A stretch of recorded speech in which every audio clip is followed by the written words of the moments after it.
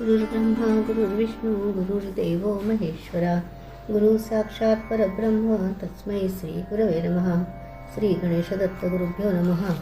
परमपूज्य श्री रामकृष्ण क्षीरसागर स्वामींनी दिलेल्या मार्गदर्शनपर आशीर्वादांचे मी पठण करीत आहे.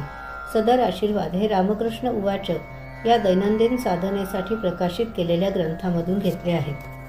आपला देव. मानवी जीवन अशा प्रकारचे आहे की त्याला आधाराची गरज लागते. माणूस स्वतः जरी कितीही स्वयंसिद्ध असला तरी त्याला आधार लागतोच.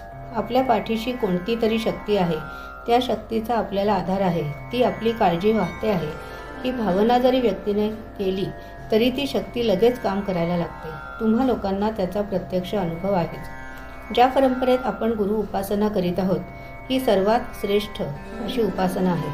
मानवी जीवनाला कायम आनंद मिळण्यासाठी गुरुचरणांची सेवा करणे अतिशय हिताचे आहे.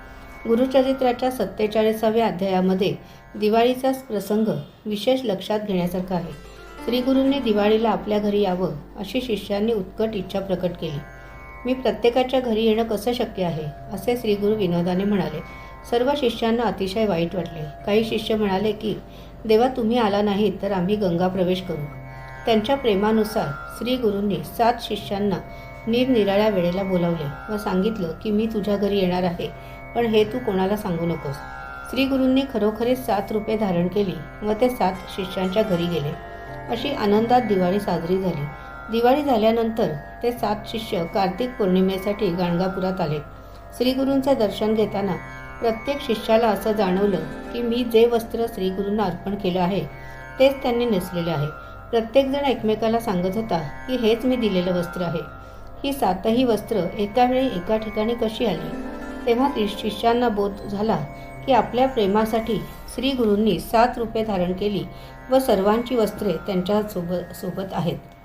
आपण कार्तिक पौर्णिमेला जेव्हा गाणगापुरात येतो त्यावेळी आपल्या मनात असा एक भाव असला पाहिजे की हा देव आपला आहे आणि आपण म्हणतो तसेच तो वागतो. आपण म्हणतो तशी कृपाही करतो. असा दृढभाव आपण आपल्या मनात ठेवला तरी त्याची प्रचिती यायला काही हरकत नाही.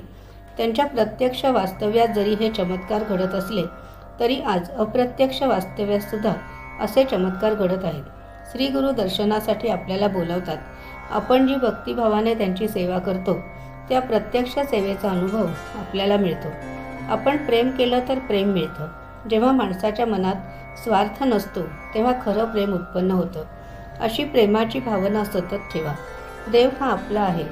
यातून जी शक्ती निर्माण होईल ती आपल्या कल्याणासाठीच असेल. दैनंदिन साधनेसाठीची